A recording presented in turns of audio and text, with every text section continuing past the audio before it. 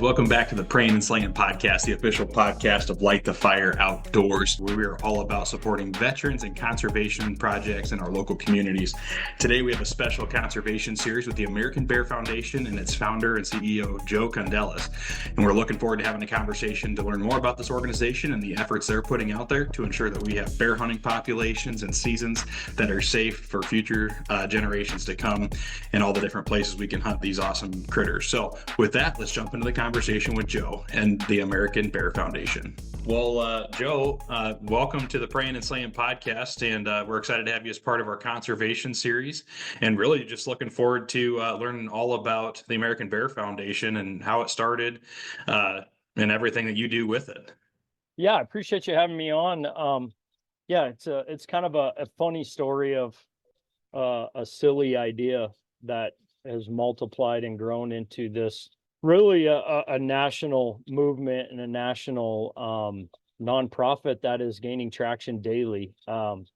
We had talked about this, me and a buddy of mine in Montana, where I grew up in Montana and in Southwest Montana, and kind of, I didn't grow up bear hunting. I grew up elk hunting, deer hunting, antelope hunting.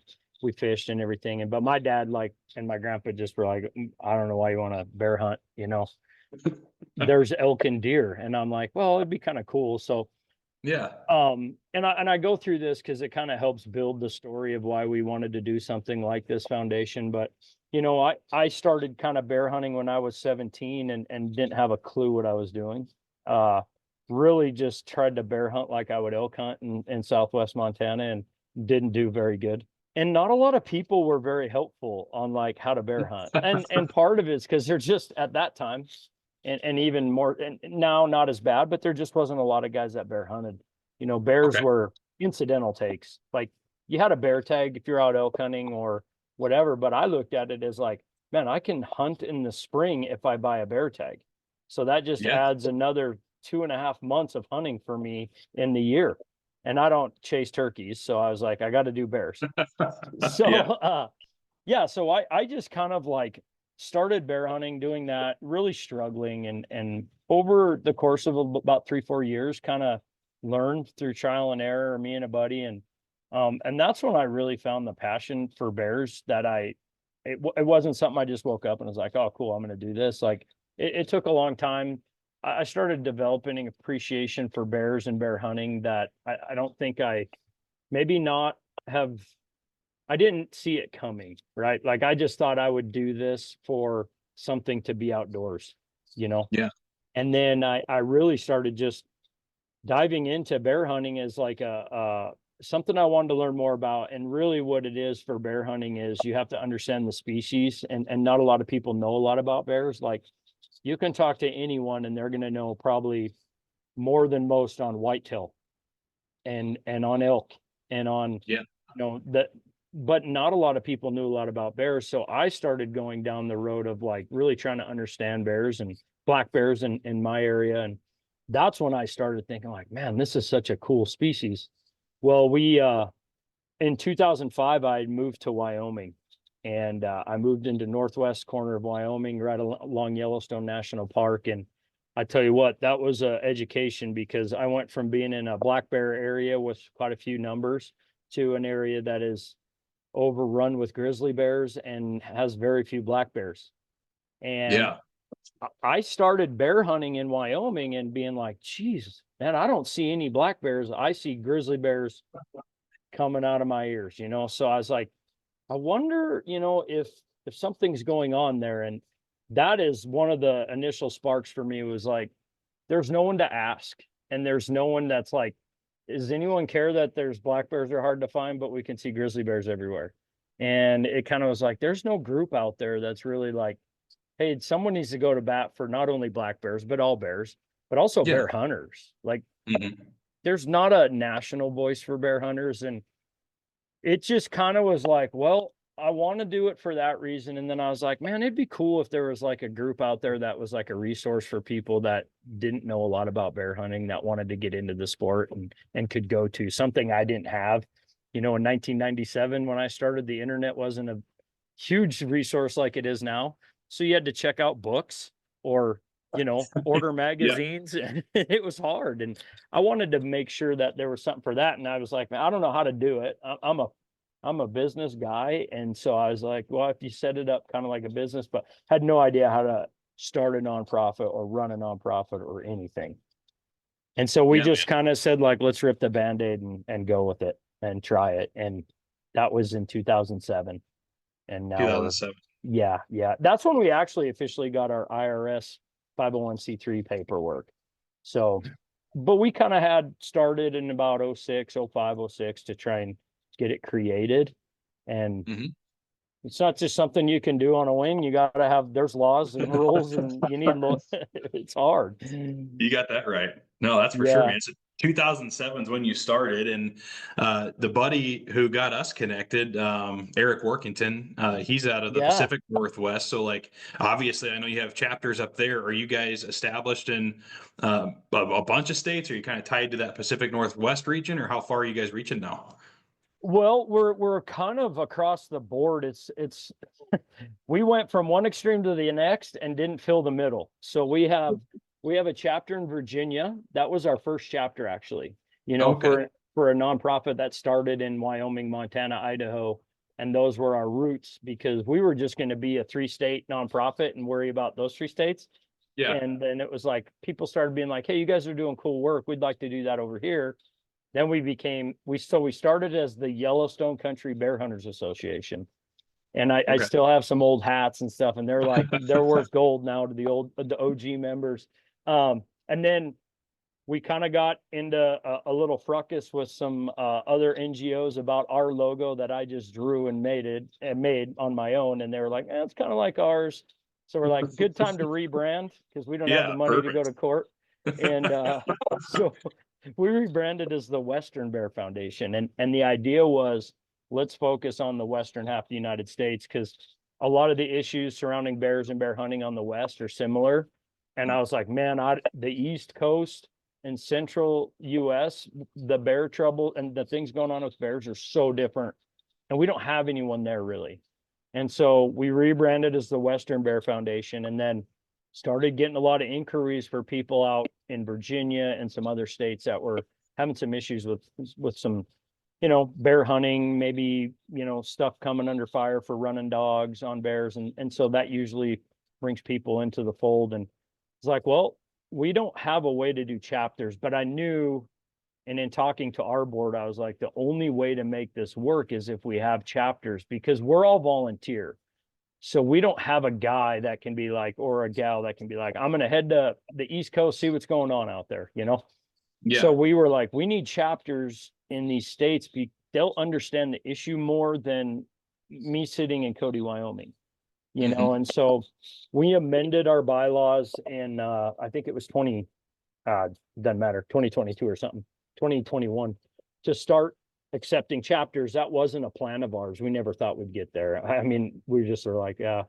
And so when we did that, Virginia signed up first, and then it was California. So the two opposite ends. And then through that, we've picked up Oregon, Washington, Missouri are now chapters. And then Montana, Idaho, and Wyoming, I kind of still just kind of run and like do that all together, but we are trying to get chapters in, eventually. 10-year goal would be to have chapters in most states that need us. Not all states need us, because they have very strong bear hunting conservation organizations in them already. So, but yeah, the for me was truing up the areas that we have the most to lose as bear hunters, maybe, or there's bigger issues. So California always fighting for bear hunting. Washington lost their spring bear season. Oregon is sandwiched in between the two, and it's a pretty liberal area as far as like how they view hunting and conservation. So wanted to secure that, get some things going. Virginia's has a lot going on, and try and build out kind of there. And then, in the middle, the Rocky Mountains, where we have a lot of great bear hunting and bears, we tend to not see yet the attacks on bear hunting and some of the conservation issues. So that's why we went that direction. Yeah, for sure. And you're definitely, I like that you guys went kind of the way you did, because all the different states that have them, like you said, every reg book is totally different, and the way you hunt them is totally different, and all that stuff. I've been kind of all over the place with our Air Force life. We were in Virginia for the first 4 years where we were stationed together, and it's I mean, you can kind of do a spot and stock thing up in the mountains a little bit, but really the bulk of it is guys running them in the swamps and stuff, kind of in the lower country towards the Carolina borders and stuff is pretty popular. And then we actually went on a bear hunt in West Virginia once, and it was about the wildest thing I've ever been a part of. It's just like, there was the first time I was with hounds and a whole group of people, and I mean, it was just they got one bear while we were there, and it was about the most chaotic scene I've ever seen in my life. Heck yeah. It's a great memory, but it's like, man, like I wouldn't say I got turned off of bear hunting, but I was like, I just don't know if that's my style, and I'd never hunted bears up until that point. So besides walking around the Great Dismal Swamp with a gun over my shoulder and, Phragmites that was twice as tall as I was, like, no chance I'm finding a bear, but I thought it was cool to do at the time. And then we got stationed in Montana and got to finally go do the Western thing and just be out there in the wide open spaces and have some encounters with a couple of grizzlies. And my first bear I ever saw was a beautiful cinnamon black bear, but I knew as much about long range and mountain shooting as I did anything. Like, I was brand new, so that didn't work out. Let's put it that way. And but man, I fell in love with that. And but like you said, every state is just so different. And then the issues and politics obviously play a huge part in all of it. And so it's kind of cool that you guys are spread out like that. The ecology of bears in different areas is so vast too. What we see affecting black bear numbers in Virginia and on the eastern seaboard is mange right now is a major thing. Mange is killing a lot of bears. We don't even know what that is in bear populations out west, where our densities are lower. With that comes, when you look at some of the states out east, and I bring up Virginia because we have a chapter there, like we in the West, and you've lived in Montana now, how high up on the totem pole elk are. It's like elk, mule deer, whitetail, sheep, everything. And bears are really low on the totem pole out west. When you go out east, most of the totem poles are going to have bear at the very number one. They cherish bears and bear hunting more than most people in the West would ever believe. And so, there's a really strong population of bear hunters that are like, it is not a hobby, it is a way of life for them. And you've seen it in West Virginia. That is a normal thing. And that is what they do. And they take care of their hounds all year long. And that is like a way of life. That is what their grandparents and their great grandparents did. And those people are super passionate. And we kind of don't see that out west with bears, really. It's funny, it's not a resource concern. So people are just like, oh, cool, bears, and I'm the other way around. Yeah, for sure. And it's always been on my bucket list. I just never made it happen. And it was, and going back to that West Virginia story, it was my turn to potentially shoot the bear when we treat it. But the way it all panned out, we were up on the top of this mountain, and the hounds had ran it up one side right next to a road. So he was like 50 yards, maybe just over the crest of this mountain and up in a tree. So that there was an older gentleman who'd been with him, to your point, for it's a generational thing. And he'd been hunting with him for decades and just he was the old guy and just never had a bear get treed somewhere that he could actually get it. And so I got this, like, as I was getting my gun loaded, some guy comes up, pats me on the back, goes, "Hey man, like, I don't know if you mind, but this is like probably his time to get a bear. Would you mind?" And I was like, "Well, I'll unload my shells and throw my camera on the gun and I'll film it for you if that works." So it's cool to be a part of it. Man, to your point, it was like die hard. And there was guys, like, I think most of the guys there, they might have, I'm sure they've all shot bears, throughout their time, but I think most of them were in it just for the dogs and the big hunt that goes on, and all these guys getting together and running their hounds and coordinating and everything that goes into it. It's a big deal. Yeah, it's their elk camp that we have out west, really. I mean, that is their thing. Exactly. It's really neat. It's so different than what we see out here. But yeah, that's kind of the origin story and kind of where we are at now. Obviously, 5, 10, 15 years out, we have some very lofty goals. Being an all volunteer nonprofit has its challenges. We all work. And so the amount of time that you're allowed to not just allowed, but the amount of time that you can allocate to doing nonprofit stuff when you have families, and all of us do, and you know how it is and busy. It's challenging. The chapters have been so, I've been so grateful to have them, because that just spreads it out, right? Like everyone is kind of doing a little bit. And for right now, the model of being all volunteer is something we're trying to stick with. Just because if you're involved with us, you're in it for the right reasons. Mhm. Knowing Yeah. full well we'll eventually have paid people. I mean, that's Yeah. the only way, and there's nothing wrong with it. It's just being uh be, being very conservative about how we spend other people's money through memberships and stuff and donations. Like we like right now that everything can go on the ground. Yep. One day it won't be that way, but we'll still have to be cognizant of, the mission and the goals that we had back in 2007 Yeah. Yeah, man. And it's when we started. for sure, and it was, and that to that point, conservation, the big national organizations that are out there, like the just kind of the big names in the hat would be NWTF, like the mega giants in that space. It's been interesting to kind of see that, like the structure of some of those organizations change. For the place I've worked for the last 8.5 years, I did the conservation program most of the time I was there, so I got to work with a bunch of the different orgs. But man, when COVID hit and all of a sudden, like all these in-person banquets weren't there to support these giant organizations, you saw them do some major internal cuts because number one, it impacts the mission, but obviously they were at a size where they felt that impact the most. And some of your smaller organizations really didn't change all that much. They kind of kept doing what they were doing. Their membership base is still strong, and it's just less of a ship you have to steer, I guess, even to keep Yeah. your dollars on target. Well, and we're the small organizations like ours, and some of the all volunteer, and even the small ones that have paid staff, like we're used to scraping for crumbs. And so Yeah. we know how to get through hard years, because we never seen the years where, oh, you have $3 million donors. We don't have that. Like, I tell you what, we would light the world on fire if we did. But Oh yeah. so but I think it's a good thing for us right now, is sometimes you grow too fast. And I Yeah. think that's a challenge. You have goals to grow and you want to, but you have to temper your expectations sometimes, because Yep. if you grow too fast, you're just not able to backfill, and then I think things get out of line then. And so us kind of slowly growing and incrementally is made it so when we do have a hiccup or something, some growing pains, we're able to address it right now and not, oh my gosh, that was an issue 5 years ago and we never addressed it. Yeah, man, for sure. It lets you kind of keep tabs on everything, but not have the pressure behind it, which is nice. For sure.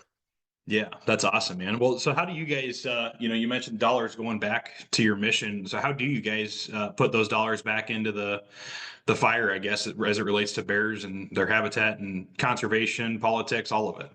Yeah, and so most of our stuff, most of the money that we put on the ground is going for, whether it's research, might be population studies. So like, just for example, one of the biggest ones that we were involved with, and it took quite a few years to get going, was a population study in Wyoming. So in a lot of Western states, they don't have a number on how many bears they have. They have an estimate, and it's based off of harvest data, right? So we don't know, and bears are hard to count. We can't count them on the winter range. Hmm. And so we just kind of guess based off harvest data and algorithms that they punch in numbers and the age class of bears that are killed every year. And then they say, oh, well, we expect the population to be around here. So we Hmm. wanted to kind of build out a study that maybe could be mimicked across the whole US. And that one started in Wyoming quite a few years ago. And we actually had uh, a grad student at the University of Wyoming that we were funding to do some of the work with the Wyoming Game and Fish Department, where we would go around all summer and collar bears in certain ranges. And then those collars would, hopefully, if the bear wasn't killed during a season, that collar would stay on for 3 years and pop off, 2.5, 3 years, and it'd pop off.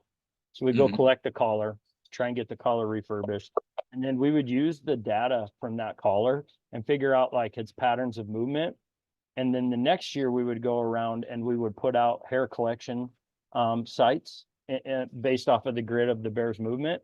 Because we figured if one bear is occupying some space, that's probably suitable habitat for maybe more bears, and you could see on a overlay on like a Google, like, okay, this was an anomaly. He's out in the desert, but and so we put these grid sites up to collect hair, and then we would go around for a summer and collect black bear hair off of these barbed wire collection sites. And that was sent into labs to give us individual DNA. So basically to get a count.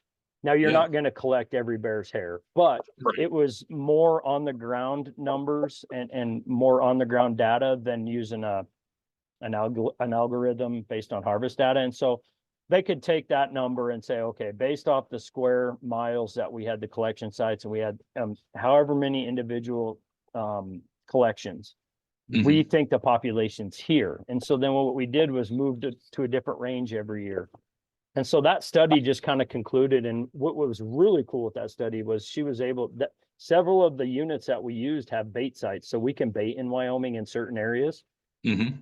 Emily, who was our graduate student, was able to do a harvest vulnerability study and decide basically looking at what age class of bears are more vulnerable to be harvested over bait sites.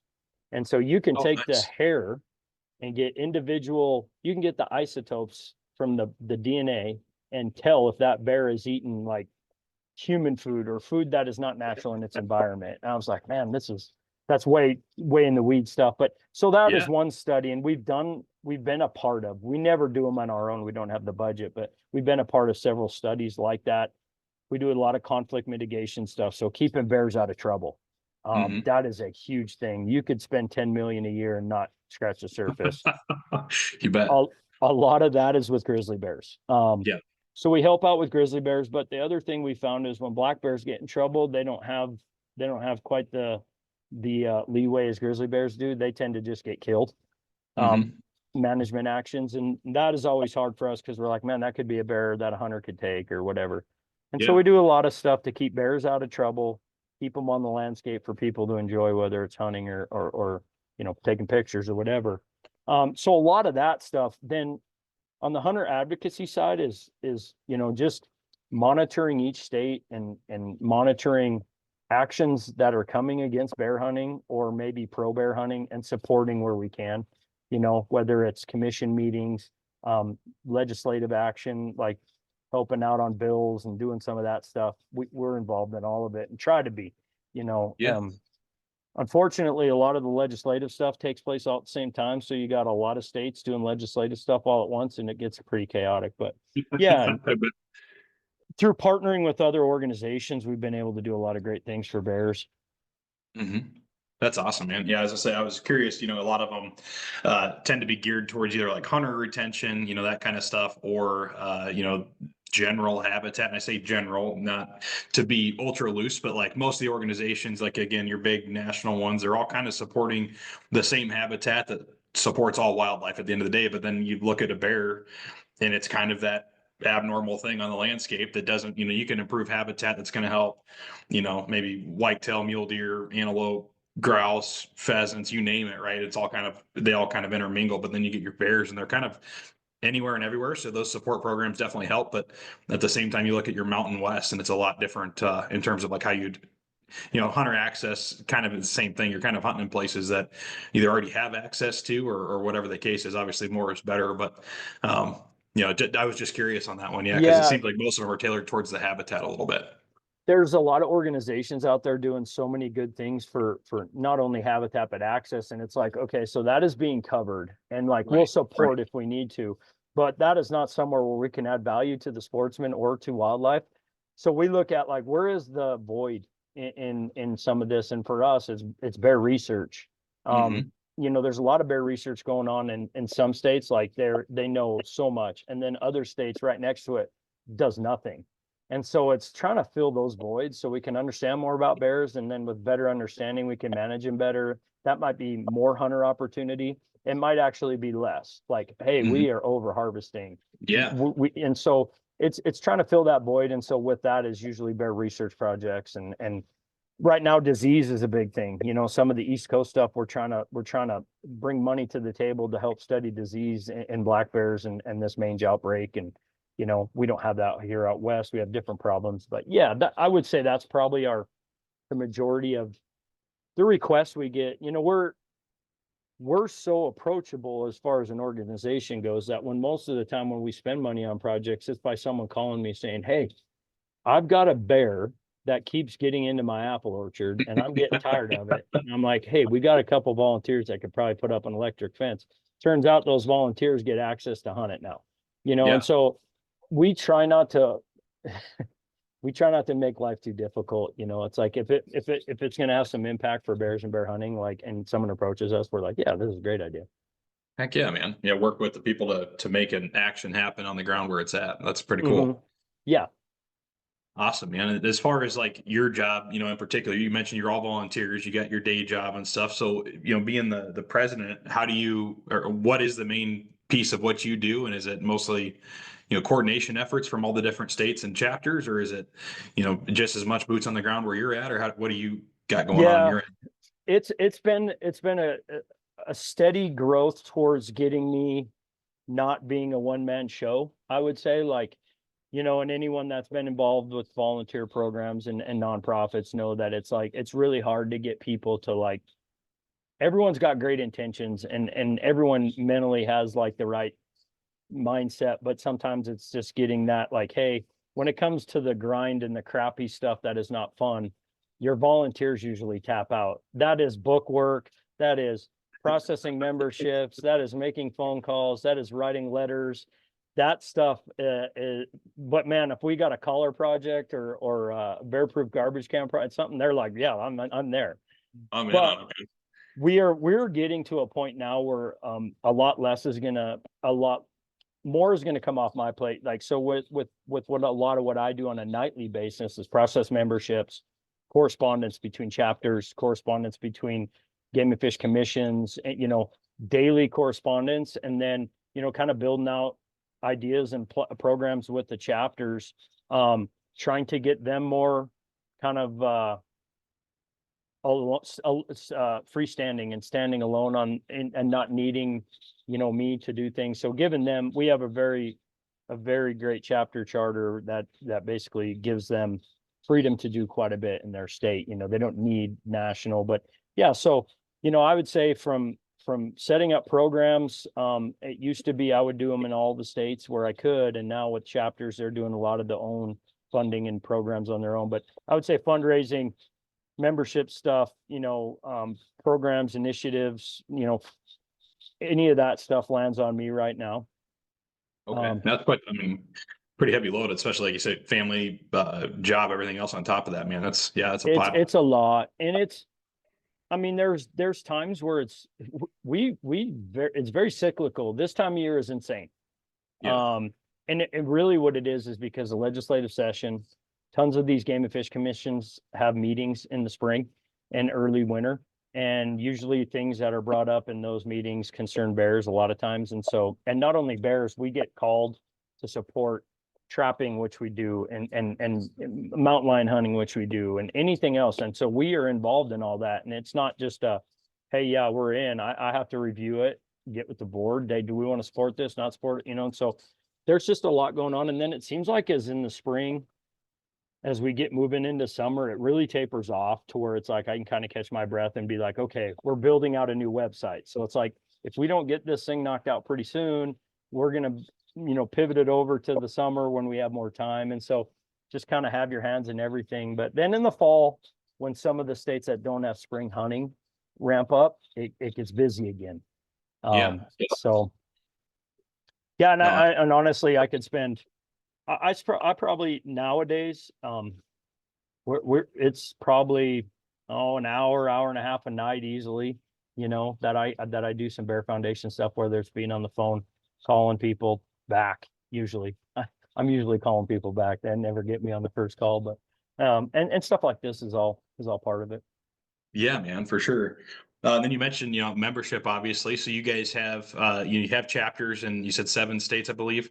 Yeah, about 5, I think. Yeah. Or 5 states. Okay. So you got chapters in 5 states. Are all your members typically oriented around one of those chapters, or is it nationwide membership and there's just certain areas that have chapters? Yeah. So what we do is, when you sign up for a membership, it goes to national. So you're signing up for a national membership, and then we give the chapters half of that. So if you sign up and say, right now Montana doesn't have one, but say I'll use Washington or Oregon, for example. If you sign up for a membership in Oregon, you live in Oregon, I get that in and I say, okay, half of that membership is going to the Oregon chapter. And so Okay. what it helps them do is like build some funds, and then it's a recruitment thing for them. So if they can go out and get members in their region or state, that money's going to come back to them. And Yeah. then so that's kind of how we do. We have members, I think, in all 50 states. And so, if there's not a chapter there, that just stays at national. And then if a chapter ever comes in there, then we just funnel the half of it back to the chapters, to their bank accounts, and then they can use it for whatever they deem fit. So, and the Okay. membership program, for us, membership is huge because it's not the money as much. It's the contact information. Yeah. We have these large actions. Like if there's an issue in California and we want to get as many people involved as we can use our membership to, like, all across the United States to help out in California. Yeah. And so and fundraising, right? If we're doing a huge raffle coming up, and like our members are going to be a huge part of that. And then it's like, okay, now we have access to, 500 to 1,000 people through membership in one click. And then that just is kind of our army, so to speak, and that's what membership's important for. Yeah, man, absolutely. Big collective voice. Like you said, you might have pinpoint issues, but when the masses come together on something, that's what gets your voice heard and actually accomplishes stuff. Well, especially in the political scene, it seems like you got to have a giant voice. You just don't get heard. For So sure. no, that's awesome. And then, as far as membership goes, what's all involved in being a member? If I signed up today, how does that look like, and what all Yeah. can I get So involved in, I guess? you get the biggest thing for our membership is you get a year. If you sign up for a 1-year membership, it's $35. You get a subscription to Bear Hunting Magazine, which is a big piece for, it gives someone something for spending Yeah. $35. And then we send out a packet. I send out a letter and some stickers and stuff. And then, you're kind of in the database. There is some discounts on our website, which we're revamping our website right now. It's going to be a whole new platform. There's going to be state level pages on that. So each state chapter will have their own page, their own landing portal, and they'll be able to put everything for them. And so we're really changing the technology that we use from being a, early 2000s thing to modernizing up into the 2020s. I'm super excited about it. It's going to streamline so much of what we do. But yeah, and then, just kind of having that constant point of contact with us. And I listen to our members, and when members call or email, I'm like, okay, what is going on? Is there an issue? And so it's a little easier to get a hold of me when you're a member or one of the chapters. So yeah, but the magazine, we also have a life member program where you get a Stone Glacier backpack with that, a jacket, a plaque, and then, the life membership piece. It's kind of a one-time and done deal, and still get the magazine until you, I guess, die or they quit making it. Yeah, you bet. And Bear Hunting Magazine, is that your guys's, or is that a partnership with a different magazine? That's a partnership with Bear Hunting Magazine's been around a long time, and it was one of the first partnerships we developed early on. Was like, hey, if we want to sell memberships, we want to offer them something. And you guys just happen to be here, and we're a bear hunting group. And so I reached out to, even before Clay Newcomb owned Bear Hunting Magazine, we were sending Bear Hunting Magazine to our members. And so it's a great partnership. There's other organizations that do it, but I think it gives people something of value for the membership. If that's all they get a magazine. Yeah, man. And I think I like the magazine concept. Like I said, I worked 8.5 years running conservation programs, and seen all the different things. And one of the biggest back and forths I think you see from a company perspective is like, you guys have the kind of an advantage in that you don't necessarily print yours, right? So it's a little bit different. But all these organizations that print them, one of the big sponsorship methods they use to attract companies is print ads and things like that. And that's part of your sponsorship spend and whatever. But there's a big conversation behind that, just industry wide. It's like, with everything moving to digital and video content and social feed and all this stuff, it's like, how much attention does a magazine get? But I can tell you, I've got Pheasants Forever, Whitetails, Hunting Full, I think I still get.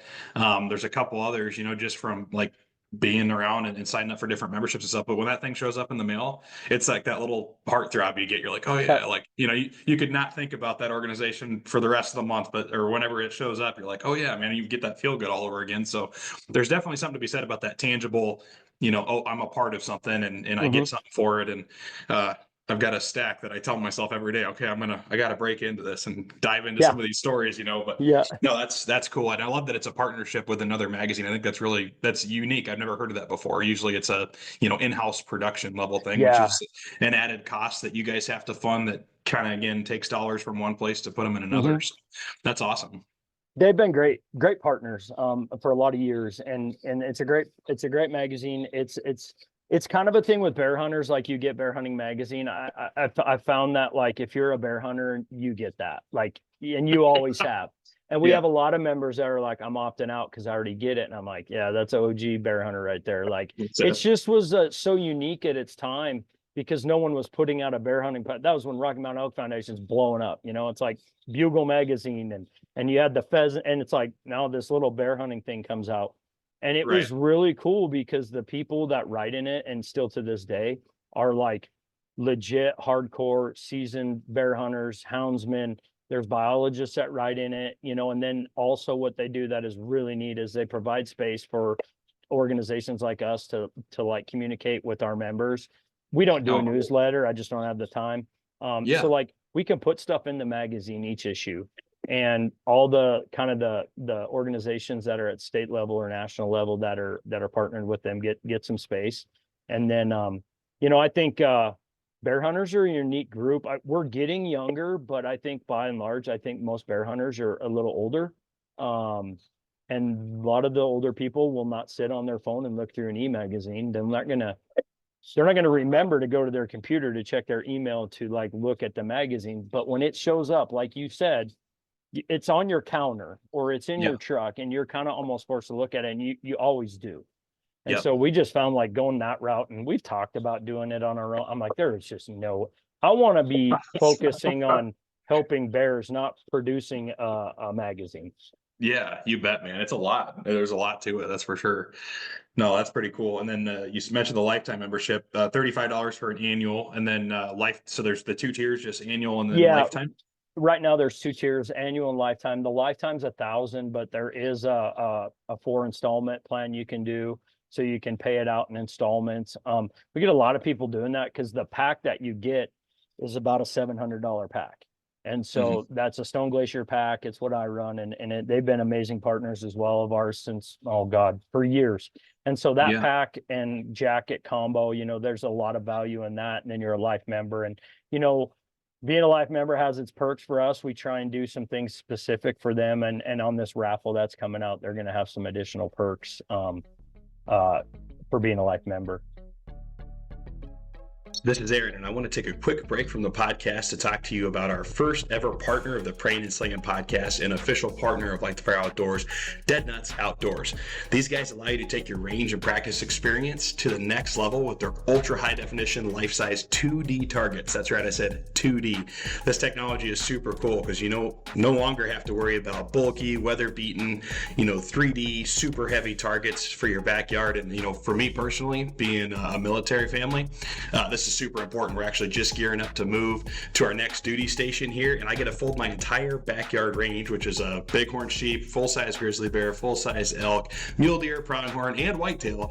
All of these targets will fold up into just a few inches of space and weigh like just a couple pounds all together. That's super cool. And they also just introduced their Vital X technology, which actually gives you guys an inside look at the real 3D anatomy of each individual target. Whether you're shooting a black bear versus an elk versus a whitetail, you just simply scan the target. It shows you a 3D real anatomy image of what's going on inside that target, so you can just get educated on why each shot is important and where that arrow or bullet that you hit, what it's actually doing inside as it affects that animal.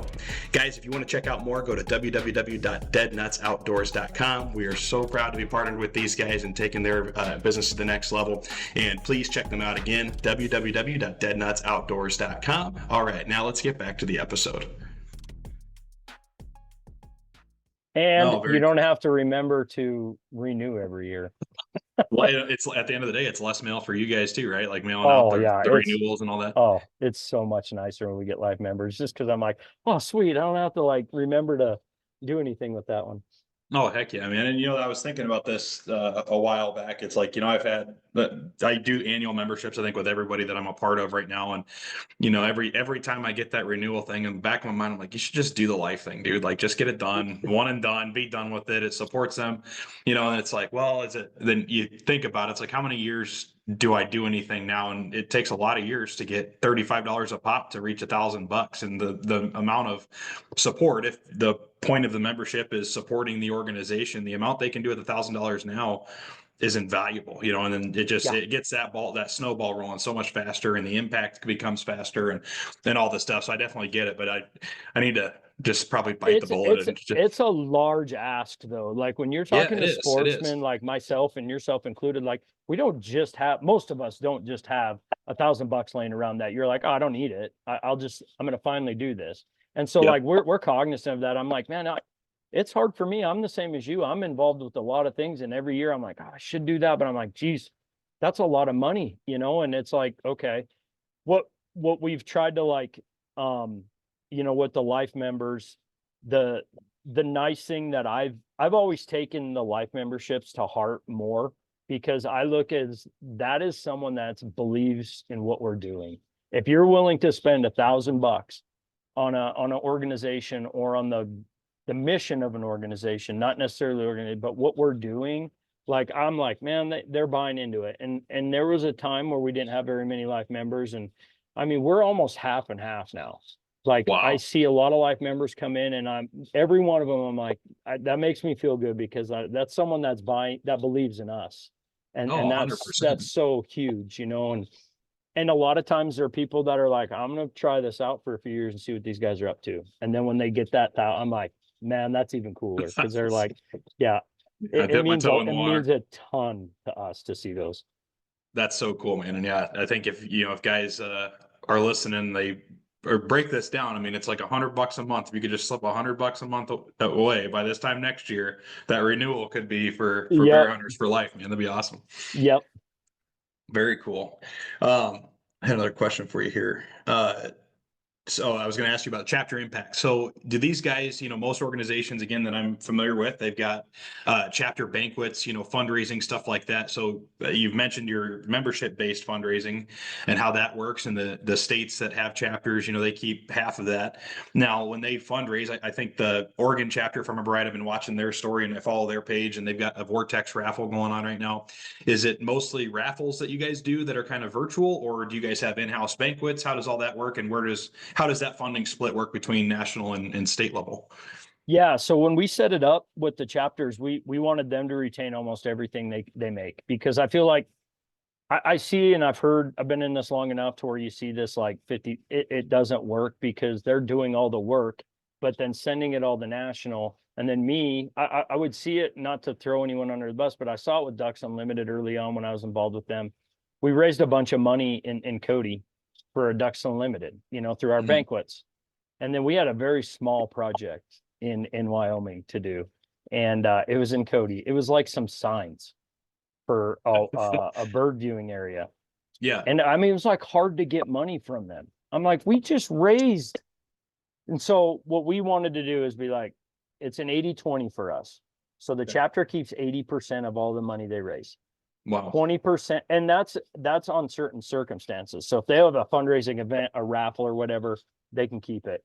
They go out and get $1 million donor, like we don't really have that in there as like we get 20%. Like we will deal with it on an individualized basis. But Yeah. if a chapter, like, so Washington, for instance, last year had a mini banquet, I would say. It was kind of like it was at a brew pub. They had some food, they had a bunch of raffle items, and like people just showed up, drank some beer, played some games, raffles, and they made a great amount of money. And Mhm. in the beginning, I just kind of was like, just keep it, like, that's a game changer for a chapter. And then Yeah. now we're Yeah. moving into being more structured. It's like, okay, hopefully the chapters, because not all of them are able to do a bunch of events or raffles. So it's like, let's just try and figure it out for now. And as we get going and you get your feet under you and you're more established and you're actually doing an event or two a year or a raffle tour a year, we'll worry about the 20%. My biggest goal and the goal of our board has been to lift these chapters up and get them going and not be bilking them for money. Like, they're doing the work, let's get the money and then put that money to work in your state, because they're all volunteers too. So just get it in and put it to work. And then, that's what we need. Yeah, 100%, man. You mentioned some like the national level things that you guys do with that funding. What do you find at the state level? Like, what kind of projects are those guys getting into, at the state level?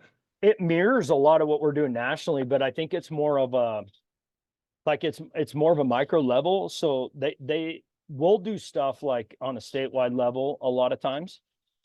They're able to go to like an individual game and fish or a Fish, Wildlife and Parks office and be like, hey, you guys are having a lot of problems with bears in this town. And it could be like, okay, we can bring in 4 garbage cans or do a bear spray giveaway just in that town. And so they can really get it granulated what we're doing on a national level. They also are able to identify through relationships with, whether it's department officials, federal officials that are in their area, they're able to develop and foster relationships that will help us get into work down the road. So it's like, you can't just go into a game and fish office or a fish wildlife park or any department office and be like, I got 20 grand, I want to do a bear study. They're going to laugh you out of there. Because we can't go collar and trap them and do all that on our own. That's not legal. We need them. And so by having them at the state level, they probably already have a lot of those relationships built, so they can start doing things on the ground there just to build the relationship out to get work in the future. That for me is really hard living in Cody, to be able to be in Washington, Colorado, Oregon, Denver, wherever all at once. And so they are working on it now. Most of them have, one of the asks that I have of the chapters right when they start, they get going and we have a lot of calls and meetings, is sit down together and just identify like 1 or 2 things that, like, if you could do this right now as a chapter, what would you want to do? And then that's usually like, okay, we're going to try that first. And then usually over time, you're like, man, there's a bunch of things we want to do. But sometimes it's hard because you're like, well, now we're a chapter. What do we do? Yeah. It's like, find something to be focused on and like, go do that. It could be as simple as like, our bear season in this unit ends on May 31st. We would like it to end on June 15th. Great. Make that, get to work on that.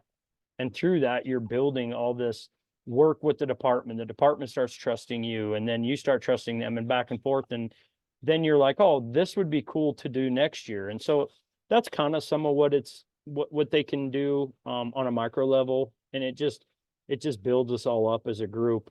And their fundraising can be any way, going back to your question. So Oregon is doing a raffle right now. And that money's for them. That's their chapter raffle. A couple of our chapters have done like some mini banquets and stuff, and they're just getting creative with ways to raise funds for themselves. And so we're going to see more and more of it going forward. We had a great call last night with all the chapter leads about some ideas, and that they're all excited and want to get to work. And in the nonprofit space, money is the issue, no matter what you do. And it's, you can't just go do all these great things for wildlife and hunting with a handshake and no money. That's it, man. Yeah, exactly right. No, I love that. They got a few different pots to eat from, I guess, and they get to get out there and do it at the local level. And I think it's crucial, like you said, they kind of just pick a mission. Because I was kind of thinking the same things. Like, if you start a chapter anywhere, it's like the first step is like, what now? And a lot of organizations, they've been established, they've been around for decades, and they kind of have a real formula that goes in and says, hey, you guys want to start a chapter? You need this many members. Here's the buy-in or whatever that looks like, and then here's what we're going to do. Here's your banquet package, all the stuff.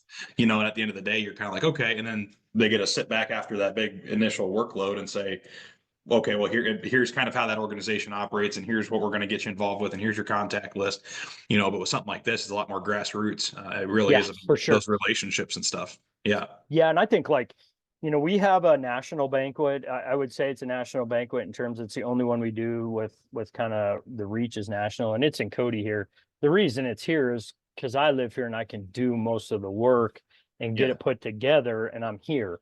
And we get a lot of people that are like, you need to have a banquet here and here and here because it's easier to get to. I'm like, oh my gosh, like that is so much time and energy and work and money And Yeah. it's Yeah. for right now, but what I'd like to see eventually is like, there might be a national thing one day in a more easier to travel to location. Cody in January is hard to get to.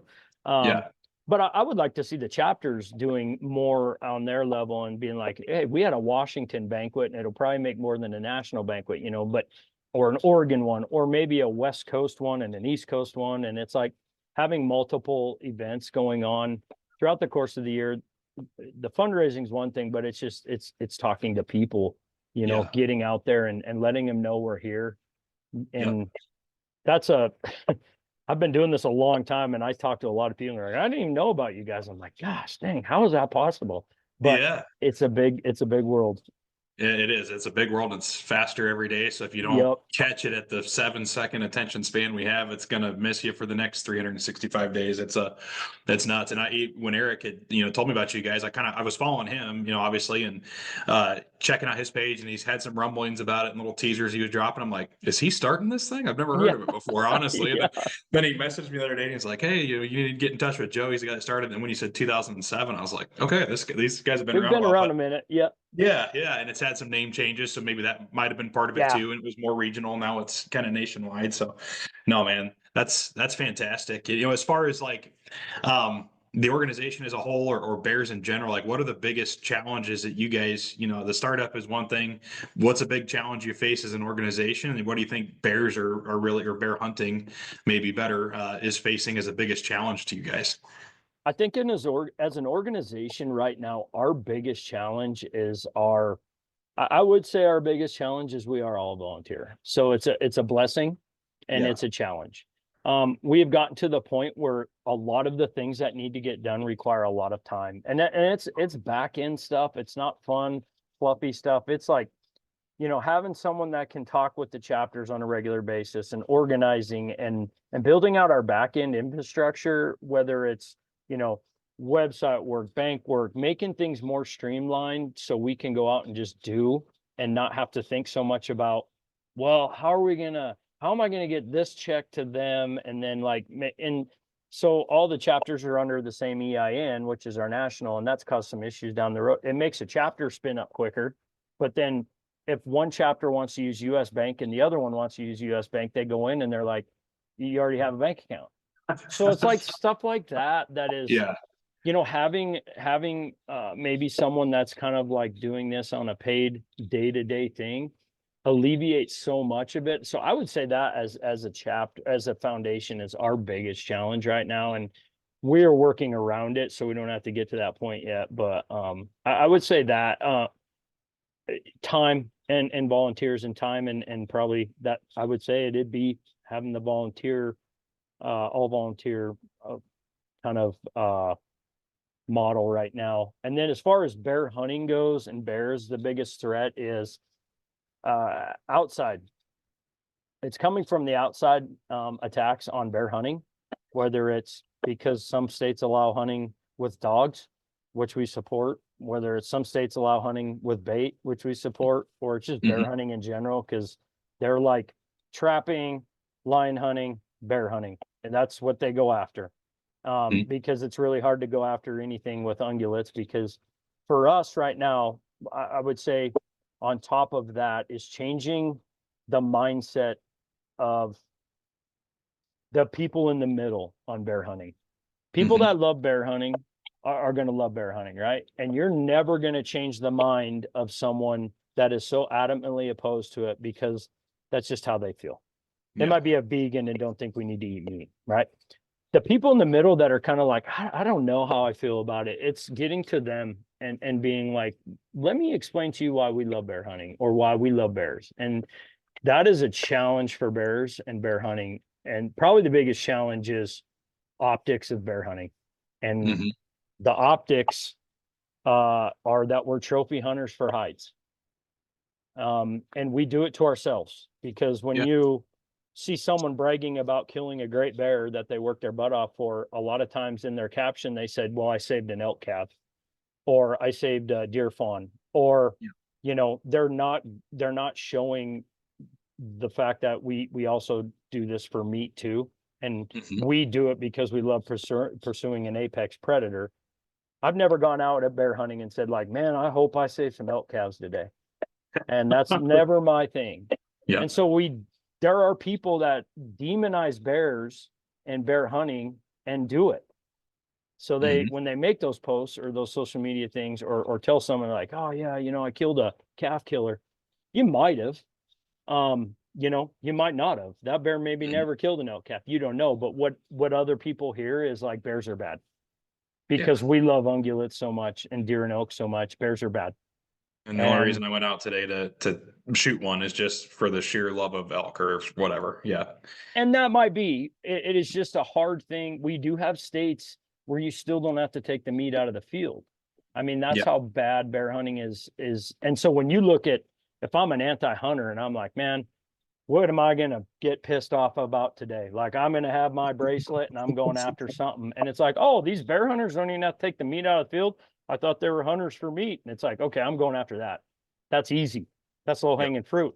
And then we demonize them on the same side of things. And then we don't talk about everything that there is involved with like bears and bear hunting and how we can use the meat, the fat, and then the whole animal. And so, yeah, that's the biggest challenge. And it's getting picked up by a lot of anti-hunting groups, man. It is where we have great hunting opportunities in some states. People get complacent because you never start missing something until they take it away. Yeah. And bears aren't a resource concern. We got a lot of them, more than we probably ever have in the United States. There's probably more bear hunters than we ever had in the United States, and their population continues to grow. So it's like, cool, this is working. When something is working, you're not like, oh, I'm worried about it. Like, what if they come and take this away? And on the backside of things, many people don't know, but there's been several lawsuits in the West to ban bear baiting. And some that got really scary. Like Idaho and Wyoming almost were not allowed to bear bait for hunting. Yeah. We're losing spring bear hunting in Washington, which was going to be just a temporary thing. They're still not spring bear hunting. And, and it's like, oh, what? They're taking spring bear hunting. And it's like, we're not helping our cause in a lot of respects. And that's where we see our chapter spin up, is when something tries to get taken away. Someone's like, what can I do? I'm like, we're up against it. We got to figure out something. And I wish we would have done it 5 years ago, stay ahead of it. To stay ahead of it. And so, I'd say that's our biggest challenge is how people view bear hunting. Yeah, man. Do you think, I look at a bear, like you said, especially if you watch any kind of YouTube or, follow like some of the bigger influencers like Meat Eater or Clay Newcomb or whatever, like you learn a lot more about what all these animals have to offer in terms of like a holistic, hey, I just took this animal and now what, like you said, a lot of guys look at them and think, oh, that'd be a cool bear rug or whatever the initial things come to mind. But, as far as like homesteading and stuff, that's getting very popular now. Like I've seen more, let's just say beef tallow products that have just that's gone through the moon right now. Right. Like, and then I think of something like a bear, if you have the wherewithal and desire to tinker and get involved in something like that, I mean, a bear, I'm intrigued now because I really want to get one, and a lot of it has more to do with try the meat. I've never eaten bear before. Obviously, the being able to tan the hide and that kind of stuff would be awesome, or whatever the trophy quote unquote is. But then on the flip side is like I really do want to start messing around cooking with bear fat and do all those like cool crazy things. You hear these other guys talk about. So like I wonder if there would be an uptick maybe in some of that too, of like looking at this animal a little bit different than even like ungulates, where ungulate, in my opinion, it's a bag of meat at the end of the day. And that's pretty much exactly how I look at those. When I go out hunting, it's to fill my freezer. But something like this, it's like, man, there's a lot of added value there that, besides just the, the aesthetic appeal of the hide or whatever you're looking at there, like there's a lot to it. Yeah. And it is, I would say from now, where we're at today versus 5 years ago, we're light years ahead. And it's because sometimes social media is bad. It's because we have these kind of influencers, and Clay's really done a great job. There's guys like Brett Bent, and there's a ton of guys out there that are like showcasing bears for the entirety of the animal, not just the hide. And that is like something that so many people have already been doing, but they don't understand how to or don't want to share that out. And so when you have people that are, when you have people that have a lot of followers and they're paying attention to them and they're saying like, dude, the best part of that bear is the fat, the 4 inches of fat I got off it in the fall. That is gold. I've hunted in a lot of areas where they value that more than the meat. Wow. But I look at an animal on the ground and I'm like, okay, yeah, cool. I got to hide. And I'm not discounting or talking bad on people for wanting that, because I have Yeah. specifically not shot certain bears because of the color, because I want Mhm. that color hide. Yeah. But it's only part of it, and it should only be part of it. We should look at it as like, okay, now I got some great meat. That the stereotypes of bear meat are, it's ridiculous. And I got fat. If you get a spring bear, you don't get a lot, but you get some. And so you're using more of the animal than you do probably. I never have taken elk fat. I've killed I don't know how many elk in my life. Yeah. I mean, people are using, and it's changing. And even if you do go out and you're like, man, part of my deal is I'm an elk guy and I want to make sure I'm keeping balance. That's great. You can go shoot a bear and it's like, yeah, you're part of the equation of conservation and balance. But just, I ask people to like maybe appreciate the animal for what it is, not for what you did for another species. Like, Yeah. if you think about it, it's like show some respect a little bit maybe for that species.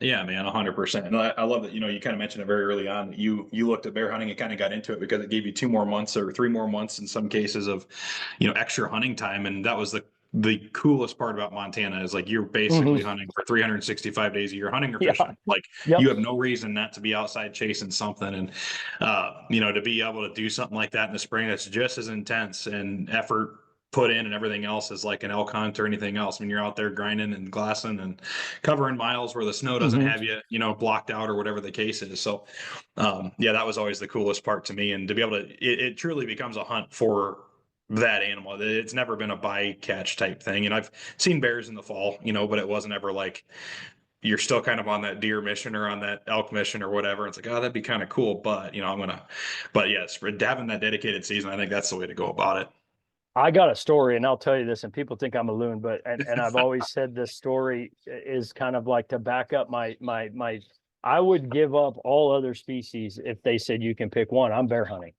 That's me. I don't care. I mean, I love elk. They're big and heavy buggers, and they feed our family. We eat deer and elk and whatever we kill, but they're just big, so you can feed your whole family for a long Yeah. time. But I had a mountain goat tag in Northwest Wyoming, like this extremely, it's like less than 1% drawn odds. And my buddy Zach from Montana, who we hunt all the time together, grew up together. He's like, I'm coming down, we're gonna go hunt. And I said, all right.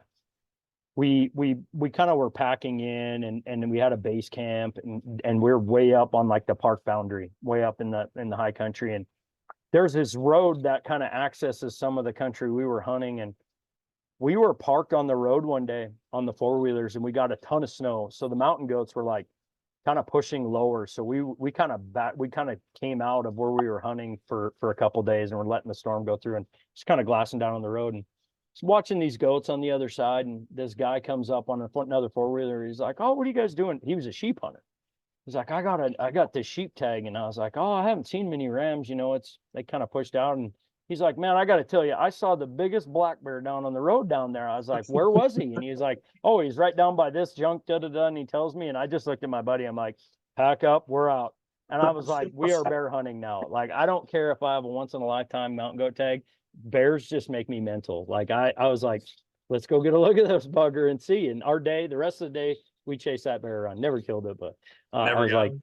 no. And then the next day it was just like back to mountain goat hunting. But I will put on hold anything if I can go bear hunting. So people were like, yeah, I was deer hunting. I saw a bear. I'm like, do you have bear tag? And they're like, yeah. And I'm like, what are you doing? Like, to me, Yeah. that's just me though. Like, I got to forget that. I forget sometimes people aren't crazy like me when it comes to them. So Oh yeah, man, that's awesome. Did you end up getting your mountain goat? I did. It was a tough hunt, man. It was mentally and physically exhausting. A lot of time scouting, preseason, a lot of time in there during the season and early on not seeing a ton of great billies. And we ended up getting that was in, gosh dang, I can't remember the year. It was 17 or 18. And we just got pummeled with snow in September. And it actually cut the access down for us so much, and like feet in the high country. And at one point we were camped back in there and it was 10 below and we had deep snow, and the goats just act so differently in snow, when there's no snow, they're up on these big flats up on top of these peaks and there's good grass. And they kind of get into the rocks more when it snows, and they're eating and all the stuff off the rocks. And multiple times we had great billies that were in range, but unattainable. Like you just couldn't have got it out. There was no way. And thank God Zach was there a couple of times, or I'd still be fishing one out of a crevice. You know, he was just like, dude, you're not doing that. I'm like, no, we can get it out. He's like, how? You know, he was a voice of reason for me, and ended up getting one more because it was accessible. Like that was what made me decide on that billy and not a bigger one. It was, I could get it out. You know, we didn't have horses 100%. or not. We're on foot, and it was just gnarly country. So yeah, man, you got to be careful. That's, just Western hunting in general. Again, just while we're sharing tips and tricks on that, I guess, is it makes you think a whole lot different when you're a Midwest boy like myself, or, then lived on the East Coast for a little bit. And then you think, oh, we're going to Montana, dude. You're watching all the YouTube videos, doing all the things, and everybody's like, oh, we hiked in 10 miles this day, and we did 7 miles and 3. I tell you, anybody, the first 2 miles you put into a backpack trip into the mountains, you're going to be like, oh, by the way, if I kill an 800,000-900,000 pound animal, I've got to backtrack, and we're only halfway there. Like, dude, it'll change your mind so fast on what's realistic and what's possible. And I remember the first time seeing just an elk on the hoof. I think he came into 40 yards and just stopped just perfect, the wrong side of a tree, and didn't get a shot. But first time I ever saw him, I mean, I think my mouth was hanging open. I was just like looking at his hind quarter, and I'm like, if he runs on that side of the mountain, this is gonna suck. Oh boy. And that wouldn't have been a hard pack. I would have been up one mountain and down the other side to where we were camped, but it was still like a just unbelievable amount of work that you knew you were about to get into if it's successful. And bear hunting, on that note, it's usually not in the most easy spot to get to, for Western hunting. And thankfully I've killed a few bears that I've been able to maybe 2-trip it, and usually I'm with some, especially in grizzly country now, there's usually 2 of us always. There's just so many. And 2 guys can get a bear out, meat and hide, and so that makes it nice. You thump a nice bull 3-4 miles back. 2 dudes ain't doing it. And I mean, I see these guys, I've carried 180-pound pack on. I'm like, I'm not, I can't. No. Maybe you're superhuman, but and as I get older, I'm like, I don't think I need to get, it's just stuff hurts more and it takes me longer. And I'm getting up there to where I'm like, man, elk are heavy. I love eating them, but man, they're heavy. Yeah, man. Get it to where you can shoot it at the top of the hill, back the truck up, drop the tailgate, and let them slide in. Yeah, That's a cool ball game. And I guess, I don't mean to just with you guys being all over the place and there being a huge East Coast presence out here. We're in DC right now, and I get black bears on my cameras out here. I've had them not anywhere they've had reports of them through this kind of, I'm like 12 miles as a crow flies from DC in this like park thing, wood lot behind my house. Apparently there's been bears that cruise through there, but on the public hunting areas about 12-15 miles the other direction from me, I've had 3 different black bears in 2 years we've been here show up on camera. So they're here. The densities in the US are insane right now. Yeah. It is the golden age to be a bear hunter. Really, it is. Like, there is more bears, black bear. I mean, we have bears in almost all 50 states. I mean, Hawaii doesn't, but you got, the Midwest is filling in now, where we've not, like Iowa, there's been sightings of bears and stuff. So it's like, man, they're so prolific. That's why I love them so much. One thing I always kind of like, I'm sure anyone that's listening to a podcast with me has heard this, but since we landed here and kind of settled, the Native Americans and the wild people, the wildlife was here anyways, right? And so they managed it and they hunted, and there was no resource concerns. Well, then we show up, right? And we come out west and we almost kill every buffalo, and we do all this damage to wildlife. You know what animal since that time to now has never been close to being extinct? Freaking black bears, man. Yeah. Like, they're just they're survivors. They can live anywhere. I mean, they're in the deserts of Mexico, all the way up to the Northwest Territories, all the way across eastern west seaboards. And all that is done. We've been hunting them and encroaching on them. And I'm like, man, there's no species like that to me. Maybe whitetail. They're just like invasive almost at some points. But I mean, I just look at them, I'm like, man, especially for a predator that doesn't have naturally high numbers. To be able to do what it's done and why we're hunting them. I mean, if you want to talk about management and hunting as a success story, look at black bears. Yeah, exactly right, man. Well, and as far as that goes, like what is, for people to be able to support you guys, is there a place that they can hop on your website, to support you there? Like just donate if they want to just donate or Yeah. learn more maybe about becoming a member and then sign up for membership. Is that all done through your website?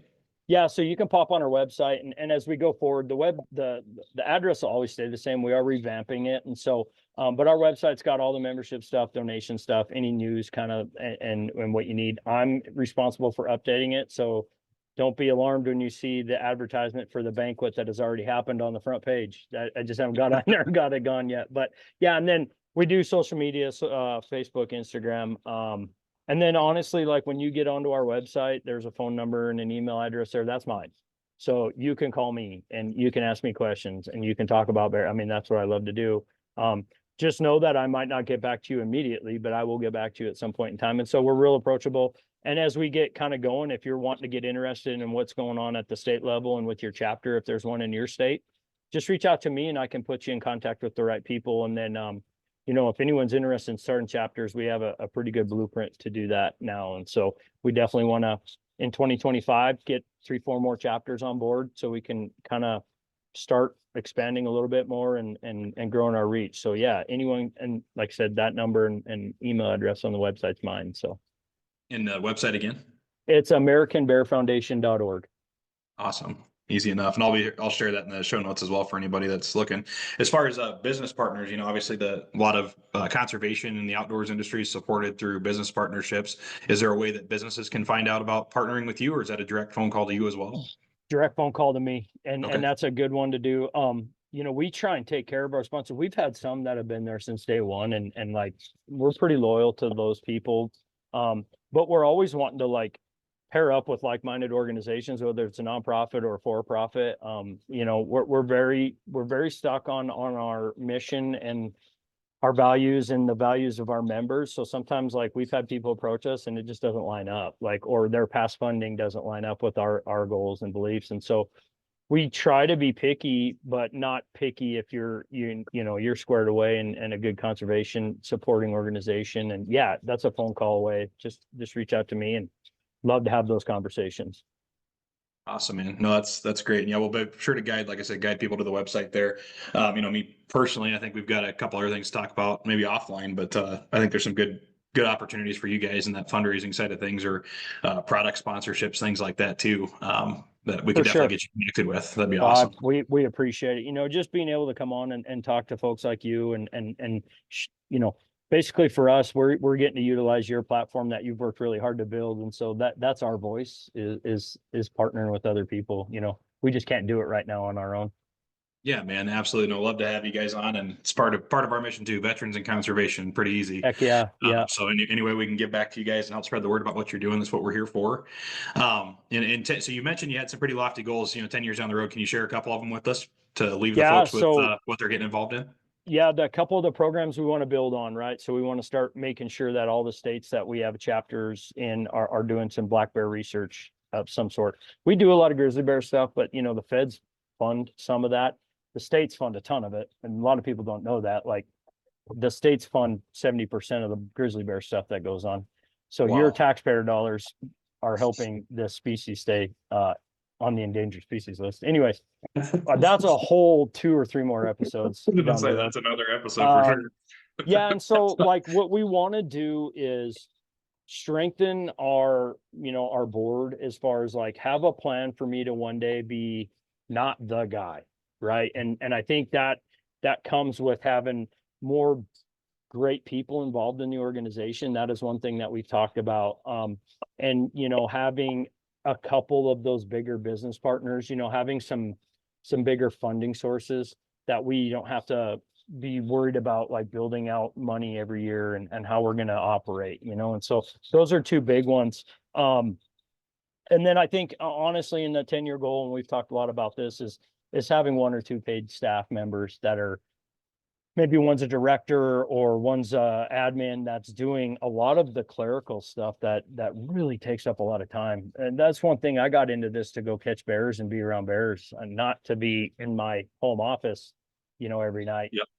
And so that is a big one. I think with that comes so much, so many things we can do down the road. And you know, I want to be able to talk to people in 10 years and they know who we are. I don't want the people to be like, oh, I never heard of you guys. That's a huge thing.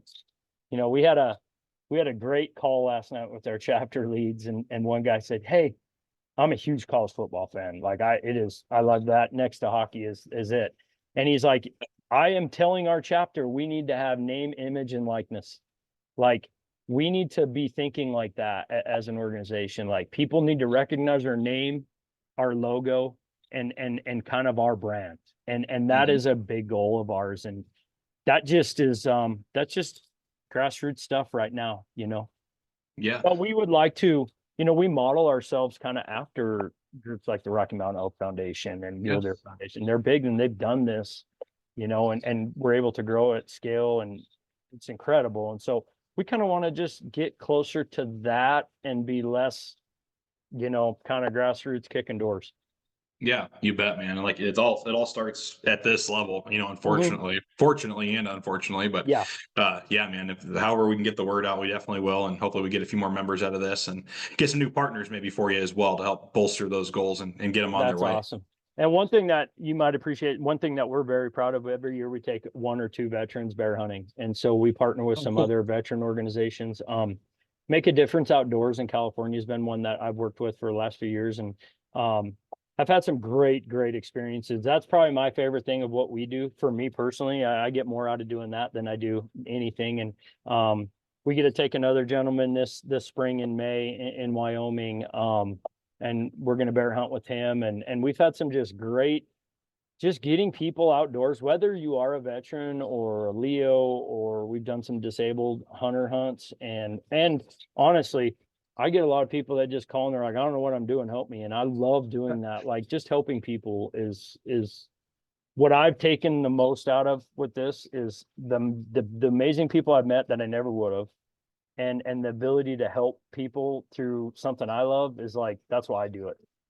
You bet, man. Absolutely. Just to share the love of the resource and the love of the game. It's that's why I think every hunter, once they get into it a little bit, that fire will catch you if you're an outdoorsman, and it'll get you eventually, and you'll care a lot more about that the helper spirit that's in all of us to teach that next person, whoever that is, how to do it. That's awesome. For sure. Well, heck yeah, man. Well, again, I can't thank you enough, Joe, for coming on. And I've had a huge education on the American Bear Foundation, and I hope everybody else has too. And I know who you are now. Don't worry about that. And I can tell you got at least 1 new membership coming your way. So I hope I don't cause you too much work to process. Thank you so much. And anything we can do to help you guys and any other people that come your way, man, it's got to be a community effort. So. 100%, man. Yeah, I've got, some of the goals with Light the Fire Outdoors and Prayin and Slayin and all that stuff. It's like I said, conservation and veterans is our mission, and it's growing every day. I just took the opportunity in September to really dive deeper into this and turn it into more of a full-time effort. And the amount of connections that are being made at such a rapid pace, dude. I think I've got some goals to where I think the partnership aspect will be big, but being able to maybe sponsor those vets that get to go hunt with you, so you guys don't flip the bill on some of those things, or whatever the case is, just to keep that mission and snowball rolling. I love it. I think what you guys are doing is so lined up with this kind of the values of not only our foundation, but the people that are involved with our foundation. And anything we can do to help, that's why we're here. And we may never get to be as big as some of these others, but at the end of the day, we're all going to be in this and go like, we did something, at least. We made an impact. We did. Yeah. And that's what it's all about, brother. Well, again, Joe, thank you so much, man. We'll be sure to guide people to the website there in the outro. And man, I'll let you, I know I'm standing between you and dinner, and that's a dangerous place to be for a bear hunter. So no I'll let worries, you get buddy. back to it, brother. Well, thanks you again. Man. You bet. Appreciate Have a good you. one. We'll see you. You too.